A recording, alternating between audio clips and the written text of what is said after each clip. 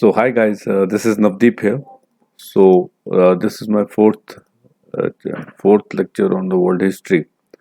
So what we'll be doing today is in this lecture I will be discussing with you the feudalism, the pattern of the society. Okay, how feudalism later led to the industrialization. So feudalism began around in sixth to 13th century. Okay, this was prevalent. Then came the guild system. Okay, and guild system was prevalent from 13 to around 15th century, and then came the industrial revolution, the regular industrial revolution prevalent from 15th century to till now. Okay, till end of the, we can say, 19th century, because this is now industrial revolution 4.0, the era that has been decided. So what happened in this feudalism? Okay, okay. So this happened under the Kurulingam Empire. I told you that the decentralization of Europe started under the Kurulingam Empire. It was a Frankish dominant empire. The king, for example, this is the empire of the king. Okay. The king divided this empire into small parts and gave it to the each nobles through a ceremony, through an official ceremony to rule. Okay. Like if you check Delhi Sultanate, there was a main empire, then there were provinces. So the king here divided with the same empire into the provinces and gave each noble this province to rule. Okay, to collect revenue, to have the military, to reign the military. Okay, so these lords were loyal to the king. Thus, these were called vassals of the king. Okay, and the nobles were called as lords. Okay, one in what the king gave them the lands. Okay, and the peasants. Each land had a peasant attached to it. That was called as serf. Okay, the serfdom system. What does that mean? That even if the noble heir on this land changed, this serf who worked for free, tirelessly for this land, was not changed. Okay, he had to stay there all his life. So land, a king gave them serfs and the land. Okay, and lords, what return in return the lords gave them loyalty. They showed loyalty to the king. They ruled, they maintained the land. They owned the land in the name of the king and gave military aid to the king. Okay, if there is any external aggression towards the king needs the army. So that army was provided by the lords. Now where did the Lord give them the, where did the Lord get the army? Actually, the thing is that the Lord too divided his empire into small parts. Okay, he too divided the empire into small parts, his land into the small parts. He maintained their knights. Okay, these knights were there to collect revenue, to collect the agriculture produces, and to maintain an army with them. Okay, so in return, what they did, Lord gave them the part of this produce. Lord gave them food. Lord gave them protection on this land. Lord gave them shelter. But what in return they have to give to the nobles is the military service and the homage. So they were responsible only to the lords, and lords in turn was responsible to the king. Understand the setup. So if the king needs the army, it is the lord's army that the lord is maintaining. So he will get that. Okay.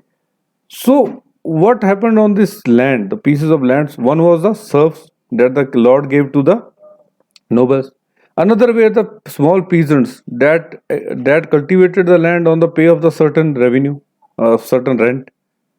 Okay, they farmed the land on the payment of the certain rent. So out of this produce, small part was given to the farmers. Okay, the protection was given to the farmers, shelter was given to the farmers by the knights. But knights, what in protect they gave them? They farmed their land, they paid the rents, thus they gave the revenue. Okay, so this was the hierarchy. A part of the surplus produce reached the king. All the revenue collected here and its part after the maintenance of the army reached the king. So this was the setup of the Europe. This is called as feudalism. Okay, this is known as feudalism. So king gave land to the nobles, to the nobles. Nobles in return gave a piece of the land to the knights, and they gave them military service protection. Okay, nobles in return gave what? Money, and knights to the king, the protection to the king, the soldiers to the king. Knights protected the land. Okay, they were given the land and right to collect from them. Okay, so what in return peasants gave them? Food and services. Okay, so this is the hierarchical chart. Okay, so if you check here, even though this is the most broader base, the peasants is the most broader base, though it was most populous also, the total contribution of the wealth that was in their hand was less than 10%. Was less than 10%. अब जब आपके पास कोई पैसा है, you have some wealth, it has to be distributed to the next level. There are cuts at each level. Then the lowest level जो है वो जो है सबसे ज्यादा सफर करेगा. ओके, वो सबसे ज्यादा सफर करेगा. आई होप आप इसे समझ पाए होंगे. मैं एक बार फिर आपसे बता देता हूँ. किंग सबसे टॉप पे था. किंग ने जो अपना अंपायर का जो लैंड था उसे छोटे छोटे टुकड़ों में तोड़ा हुआ था. वो टुकड़े जो थे उसने नोबेल्स को दिए हुए थे. नोबेल्स को लैंड के साथ साथ उसने क्या दिया हुआ था? सर्फ्स. सर्फ्स जो थे वो परमानेंटली अटैच होते थे, बॉन्डेड लेबर होते थे, स्लेव्स होते थे जो जो लैंड के साथ अटैच होते थे. इनको टायरलेसली काम करना होता था. इसी लैंड पे काम करेंगे, ये ट्रांसफर नहीं हो सकते थे. नोबल ट्रांसफर हो सकता था. नोबल्स को इन रिटर्न क्या किंग बोलता था? क्या चाहिए मुझे? एक तो लॉयल्टी चाहिए, आप जो लैंड है उसे रूल करेंगे मेरे नाम पे, ओन करेंगे मेरे इन the name of the king. दूसरा, आप मुझे मिलिट्री प्रोटेक्शन देंगे. तो मिलिट्री प्रोटेक्शन आएगी कहाँ से? मिलिट्री प्रोटेक्शन आएगी नोबल्स जो नाइट्स मेंटेन करेंगे. नाइट्स को वेसल अपना बनाएंगे. यानी किंग वेसल बनाता है इसको नोबल्स को, नोबल्स वेसल बनाते हैं अपना नाइट्स को. नाइट्स क्या करते हैं? एक तो मिलिट्री सर्विस देते हैं, ठीक, एक ऑब्लिगेशन होती है उनके ऊपर कि लॉर्ड्स को फॉलो करना है. वो लॉर्ड्स यही नाइट्स जो in case of war Kings के साथ शेयर करते हैं. ओके, सो नाइट्स के नीचे होते हैं पीजेंट्स आपके, जिसमें सर्व्स भी होते हैं, टेनेंट्स होते हैं, वो रेंट वगैरह पे करते हैं. Okay, this was whole the feudalism system. Okay, so feudalism is derived from the word feud, जिसे which means unconditional ownership of, conditional ownership of land. ये कंडीशनल है ओनरशिप ऑफ लैंड. अब कंडीशनल क्यों है? कंडीशनल इसलिए क्योंकि ये king transfer भी कर सकता है. जैसे मैंने आपसे कहा था कि अगर किंग का ये लैंड है, यहाँ पे दो nobles, they are transferable, king can transfer them. लेकिन अनकंडीशनल सर्विस इन्हें किसकी मिलेगी? सर्व्स की, जो इस लैंड के साथ अटैच ही होंगे, चाहे जो मर्जी नोबल आ जाए ये वहीं पर. Okay, feudalism developed due to the lack of central political authority in the Western Europe, and as it had disintegrated into many small and big kingdoms. So as I told, it happened during the Carolingian Empire in 8th century AD. So local lords became more powerful than kings and controlled the affairs of the state. आने वाले time में of course यही होगा, क्योंकि जिनके पास army है, जो army को गवर्न करते हैं, जो रेवेन्यू के साथ डीलिंग करते हैं, तो of course वो किंग से ज्यादा ही पावरफुल होंगे. Okay, king can grant land fief to someone. That person becomes his vassal. Okay, this is done in the formal or symbolic ceremony called commendation ceremony. Vassal promised to fight for the lord at his command. Lord agreed to protect vassal from the external forces. अब vessel की obligation क्या थी? Lord's की obligation क्या थी? Military add and services obligation. Okay, During this time, Europe land, not the money, was a source of power. अगर आप अभी भी देखेंगे तो यहाँ आपको ये चीज समझ में आ जाएगी कि लैंड जो टॉयल हो रहा है, जो फार्म हो रहा है, it is a source of power. जिस नोबल के पास जितना ज्यादा लैंड होगा उतनी ज्यादा आर्मी उसके पास होगी और वो उतना ही ज्यादा पावरफुल होगा। ओके ओके सो ये हुआ क्यों? बेसिकली फ्यूडलिज्म आने का जो मेन रीजन था वो था सेंट्रल अथॉरिटी लैक कर रही थी। तो उसी से जब सेंट्रल अथॉरिटी करे तो नोबल्स पावरफुल बन जाते हैं, और जो लेटर कुरिलिंगियन किंग्स थे उतने ज्यादा पावरफुल नहीं थे। ओके सो ये सब रीजन था। The feudal hierarchy consisted of king at the top, noblesman below the king, arranged in a hierarchical of overlords and subordinate lords. Every nobleman had a vessel of his own. Okay, this hierarchical system was unbreachable. That is, a lower lord would only follow command of his immediate overlord, not of the lords further higher in the hierarchy. तो ये मैंने आपसे कहा भी अभी कि जो peasants थे वो रिपोर्ट करेंगे नाइट्स को, ये इनके लिए ओवरलॉर्ड है। नाइट्स जो हैं वो रिपोर्ट करेंगे जूनियर लॉर्ड्स को, और जो जूनियर लॉर्ड्स हैं वो रिपोर्ट करेंगे हायर लॉर्ड्स को। ओके, जो हायर लॉर्ड्स वो डायरेक्टली डील करेंगे आपके किंग के साथ। डायरेक्टली ये जो पीजेंट है किंग को रिपोर्ट नहीं करता था, एक हायरार्की थी। ओके, और ये भी मैंने आपसे कहा था कि lord himself was not the direct owner of the land under this system, he held the land in the name of his overlord. Thus, legally all the territory belong to the king. यानी lord जो था वो directly, मैंने आपसे कहा था, land का मालिक नहीं बन जाता, he is transferable, but he ruled till the time he ruled the land, he ruled it in the name of the king and he said that it belonged to the king. My obligation to is to provide him aid and the military service. Okay, each lord has its own soldiers and the sole authority in his state. Thus there was no central authority in the functional terms. King was central authority only in legal terms. Okay, तो जो ये agreement है, यही खाली आपके साथ में कह सकता हूँ कि यही एक टाइप का जो एग्रीमेंट है वेसल का, यही एक अथॉरिटी है, लीगल अथॉरिटी है किंग के पास। किंग का डायरेक्टली कोई अथॉरिटी नहीं है लैंड के ऊपर। लैंड के ऊपर या स्टेट के ऊपर अथॉरिटी किसकी होगी? लॉर्ड की होगी। ओके, सो अब एक तो आपका अंपायर ऐसा हो चुका था। अब ऊपर आपके ऊपर एक और चीज थी कि जैसे मैंने आपको कहा था कि यूरोप जो था क्रिश्चियनडम का पार्ट था। ओके, सो क्रिश्चियनडम का पार्ट होने का मतलब क्या है कि द पोप इज और the church is the supreme there. Okay, church और pope is the supreme there. मैंने आपसे ये भी कहा था कि वहां एक थ्योरी चलती थी लास्ट में, जब हम पॉलिटिकल थ्योरी स्टडी कर रहे थे, मैंने आपसे कहा था एक थ्योरी चलती थी कि divine rights of the king, कि जो किंग है वो गॉड ने भेजा हुआ है रूल करने के लिए लोगों के ऊपर। He can not be question, hit acts can not be question. तो अब जो गॉड का जो घर है on the earth, that is the church. तो डायरेक्टली किंग और चर्च के बीच का जो नेक्सस है वो बनता है। ओके, तो अब हम देखते हैं यूरोप में चर्च का जो है कितना ज्यादा रोल था इन द एडमिनिस्ट्रेशन। ओके, अब जितने भी किंग थे यूरोप के, they had their loyalty towards the Roman Catholic church. अब रोमन कैथोलिक चर्च होता है, it has headed to the pope. अब this pope became the more popular than the king. Okay, so 1600 to 1500, in the same period as that we spoke about in the feudalism, इसमें जो होती है church में बहुत ज्यादा corruption होती है। अब चर्च में कैसे करप्शन हो सकती है? सबसे मेन रीजन उसका था, जैसे मैंने आपसे पहले भी कहा, letter of indulgence. Letter of indulgence क्या था कि अगर कोई बंदा कोई सिन करता है, फॉर एग्जाम्पल अगर आप यूरोप की हायरार्की में देखें, अगर कोई नोबेल,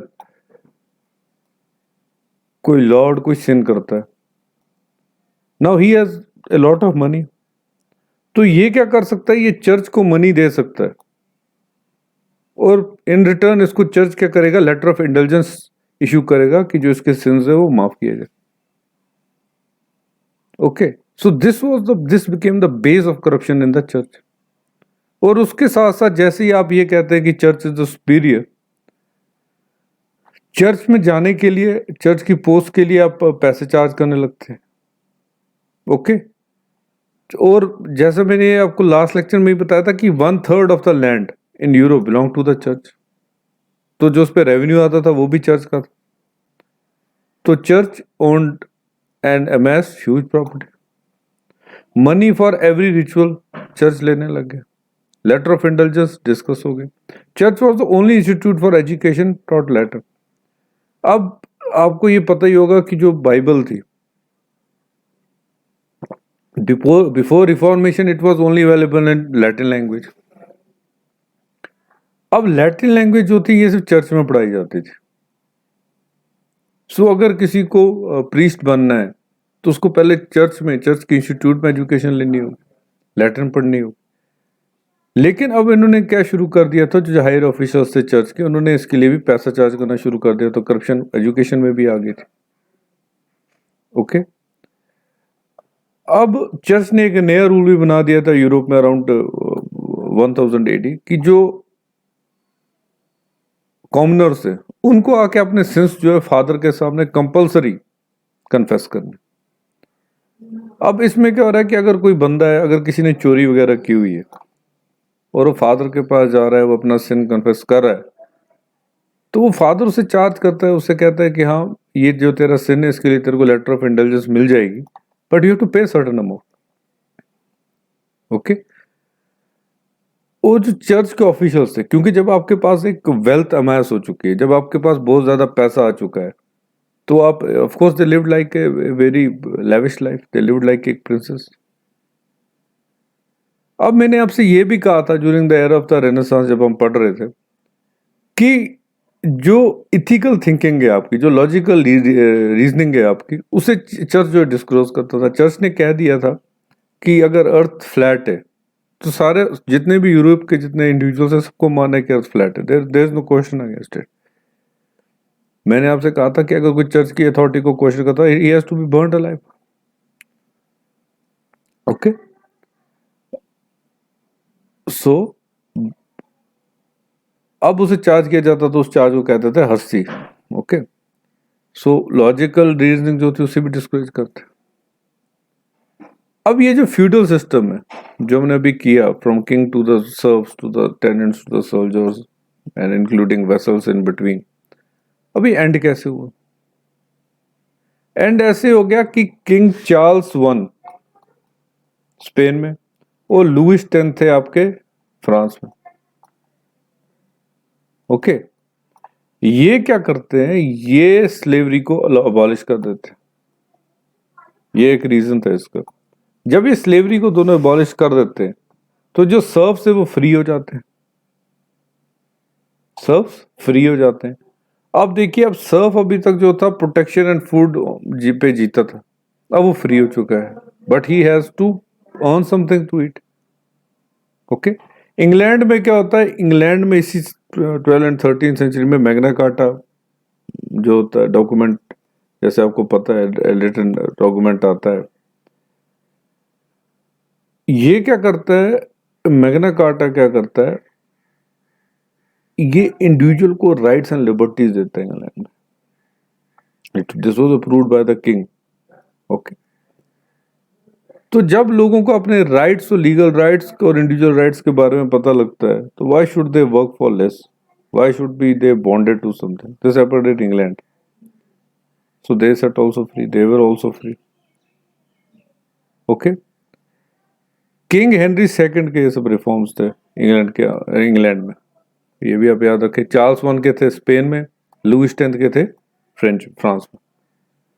लेकिन इससे एक और ज्यादा जो इफेक्ट होता है, जैसे ज्यादातर ये फ्यूडल सिस्टम हो गया, कि 13th सेंचुरी में जो बुबोनिक प्लेग आपका जो यूरोप में आता है, वास्ट मेजॉरिटी ऑफ पॉपुलेशन आपकी जो उससे अफेक्ट हो जाती है, बहुत ज्यादा डेथ्स हो जाती हैं, वो भी कहीं ना कहीं इस चीज को जो है कम कर देता है। यही बुबोनिक प्लेग जो है इंडिया में आया था, okay, in Bombay. We will talk about it in the separate chapter, but it's to be remembered कि जो हमारा एपिडेमिक डिजीज एक्ट है वो इसी बुबोनिक प्लेग जो बॉम्बे में है उसके बाद बना है। Will talk about it.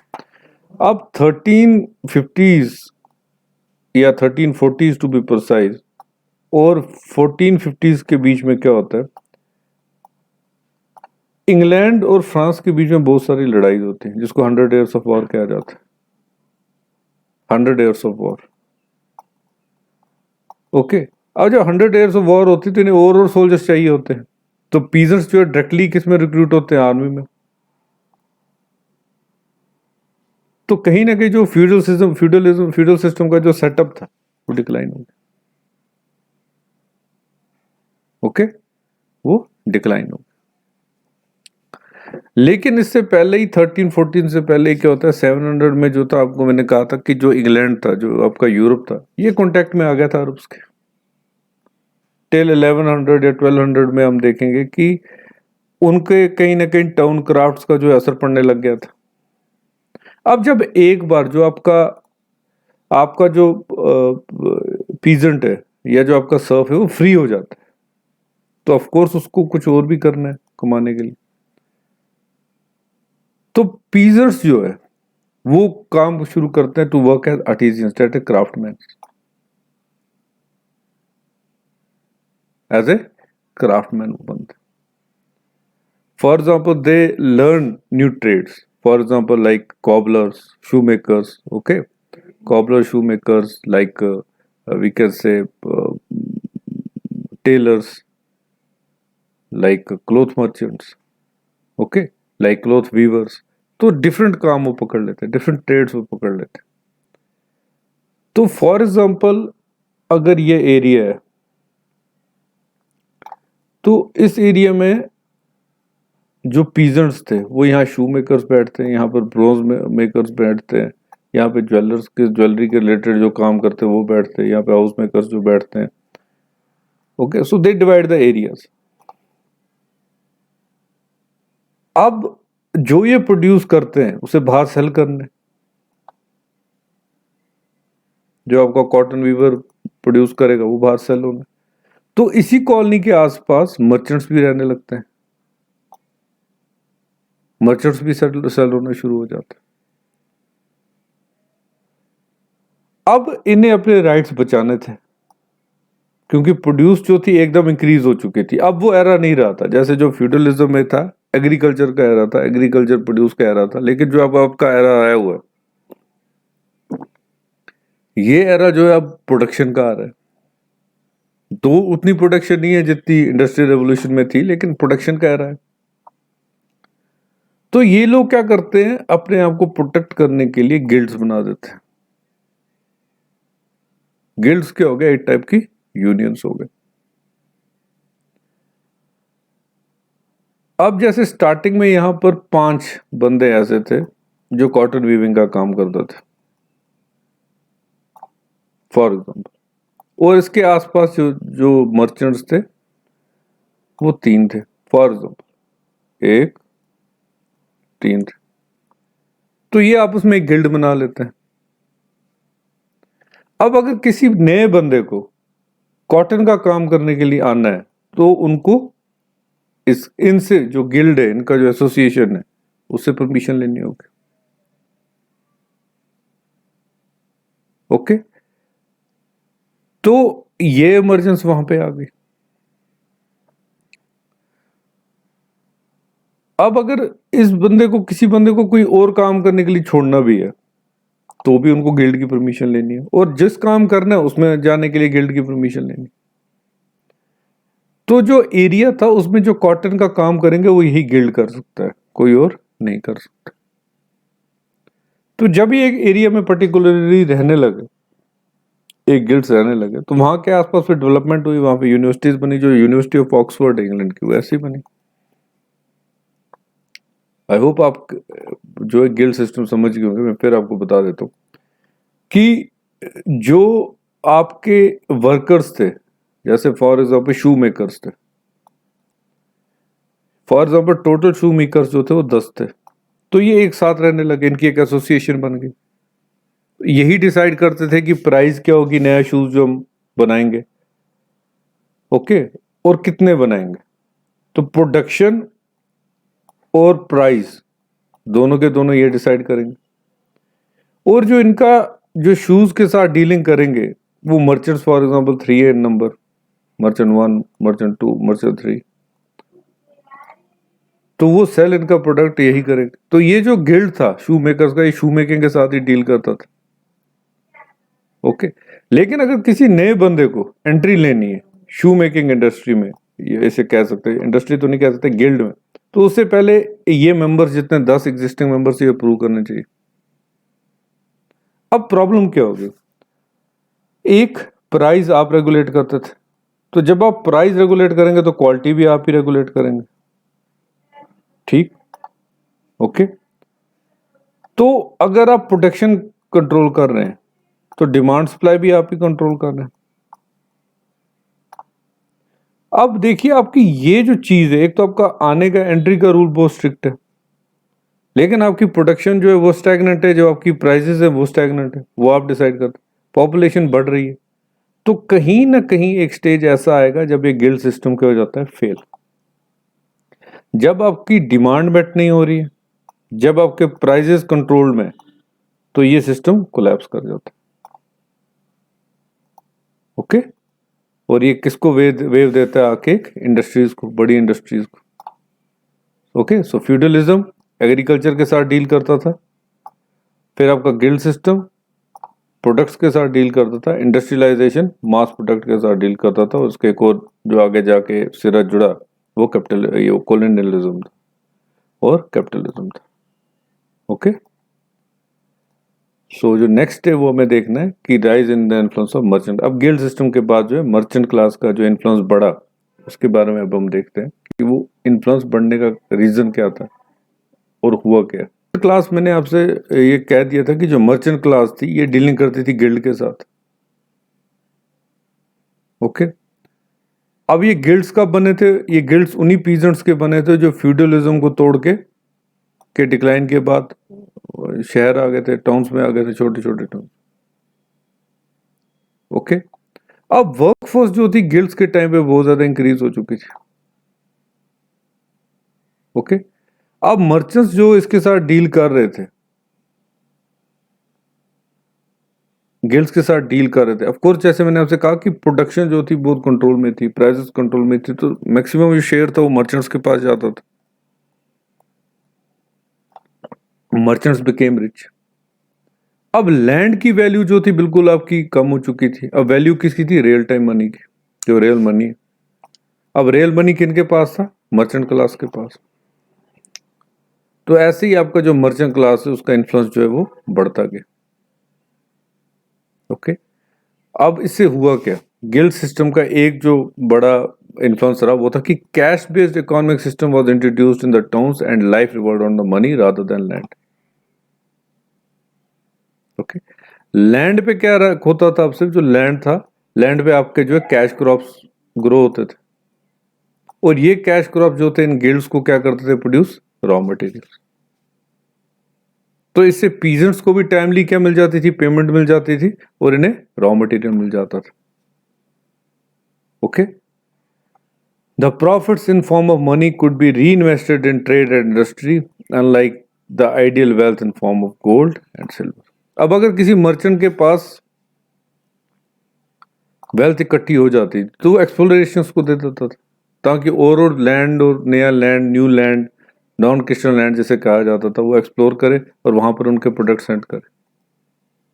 अब क्या हो गया था, अब जो टाउन्स थे, पहले विलेजेस थे, फ्यूडलिज्म में आपको जैसे पता है कि विलेजेस जो थे वो सेंटर ऑफ प्रोडक्शन थे। अब ये ट्रांजिशन कहाँ चली जा चुकी थी, टाउन्स की।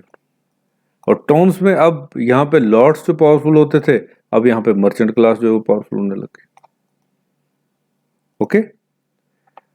अब हम देखते हैं कि किंग और मर्चेंट के बीच में अब कनेक्शन बढ़ने लगा। मैंने आपसे यही कहा पिछले लास्ट पर भी यही कहा कि जो पावरफुल है, जिसके पास पावर है, किंग ऑफकोर्स उसी की तरफ झुकेगा।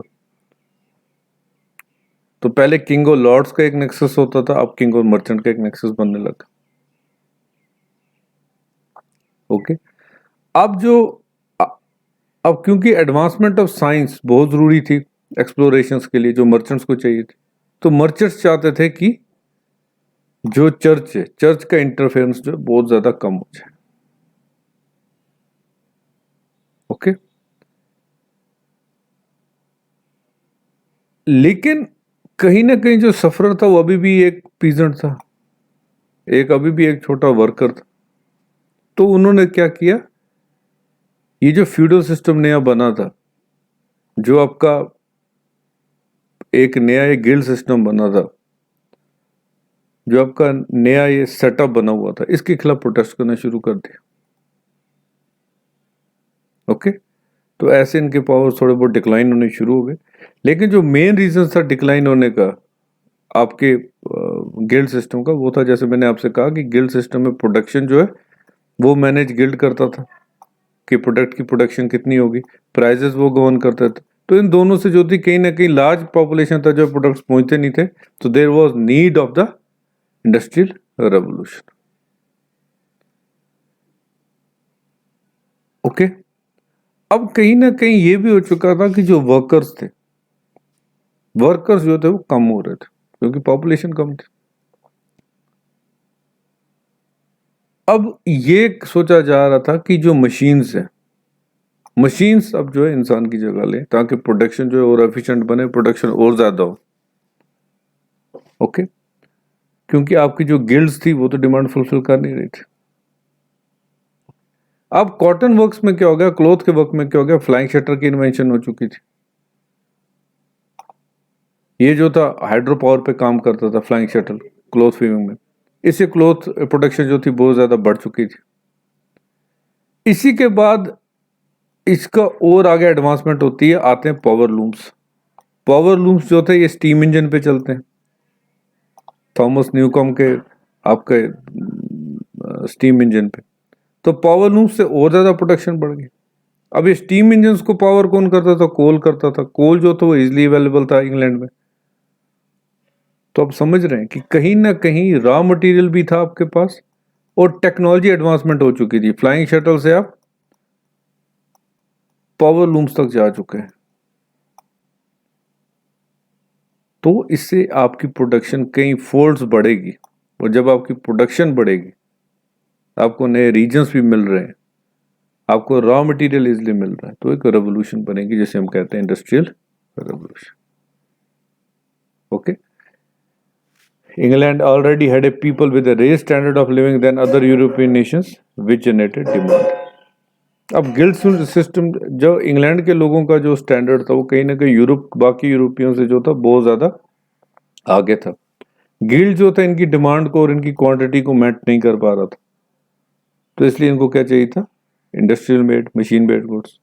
ओके, ये कुछ रीजंस है कि इंग्लैंड में ही आपकी इंडस्ट्रियल रेवोल्यूशन क्यों आई। ओके, मैंने लास्ट टाइम आपसे क्वेश्चन भी डिस्कस किया था, कुछ क्वेश्चन तो 2013 में आया था, discuss the reasons why England became the epicentre of industrial revolution. Okay, तो पहला था कि इंग्लैंड में जो लोग रहते थे उनका जो स्टैंडर्ड ऑफ लिविंग था वो बाकी यूरोपियन से बहुत ज्यादा था, तो इसलिए वहां पे डिमांड ज्यादा थी, ये एक रीजन था। दूसरा ये था कि फ्यूडलिज्म इंग्लैंड में जो था वो खत्म हो चुका था। गिल्ड सिस्टम में जो है सारों को एंट्री मिल नहीं रही थी, तो स्किल्ड और सेमी स्किल्ड वर्कर्स जो थे वो बहुत ज्यादा थे।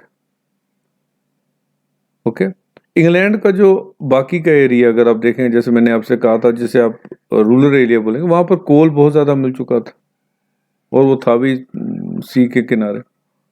उससे भी इंडस्ट्रियलाइजेशन, क्योंकि आपको जो पावर लूम्स थे उनको वो कोल पे ही काम करते थे, स्टीम इंजन जो था वो कोल पे रन कर रहा था।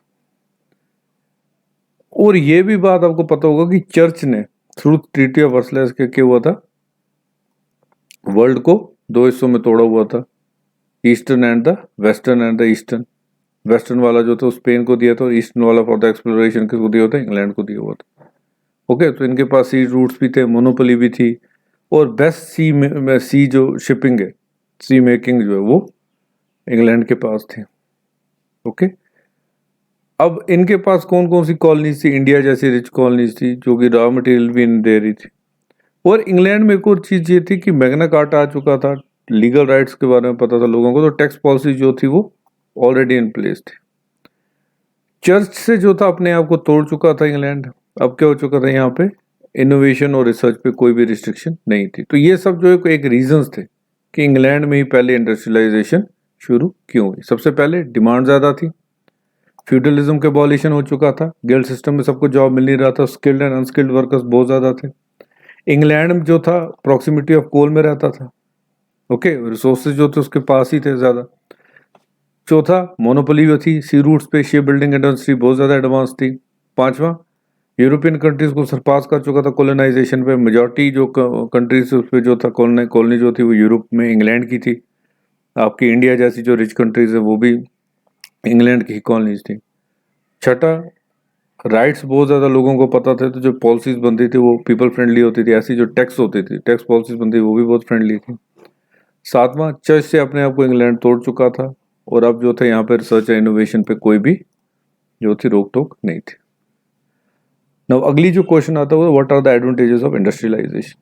अब इंडस्ट्रियलाइजेशन से क्या होगी, अर्बनाइजेशन बहुत रैपिड होगी आपकी, दो वो अनप्लान्ड थे।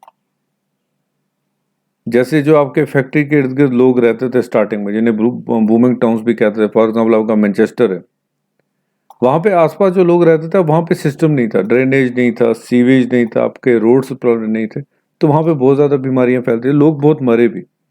लेकिन एक रैपिड अर्बनाइजेशन जो है वहां पर हो रही थी। दूसरा, इंडस्ट्रियलाइजेशन से क्या हो गया, कॉलोनी को अक्वायर करने की वॉर शुरू हो गई between the with different European countries. तीसरा, मार्क्स की लैंग्वेज में बोले तो क्लास कन्फ्लिक्ट बन गया, फैक्ट्री ओनर्स और वर्कर्स के बीच में एक एक डिवाइड बन गया। ओके, तो ये हुआ।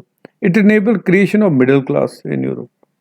अब जो वर्कर्स थे और जो फैक्ट्री के मालिक थे उनके बीच में एक इंटरमीडिएट ऑफिसर्स भी होते थे, एक मर्चेंट क्लास थी, तो उससे क्या हो गया, मिडिल क्लास आपकी इमर्ज होगी।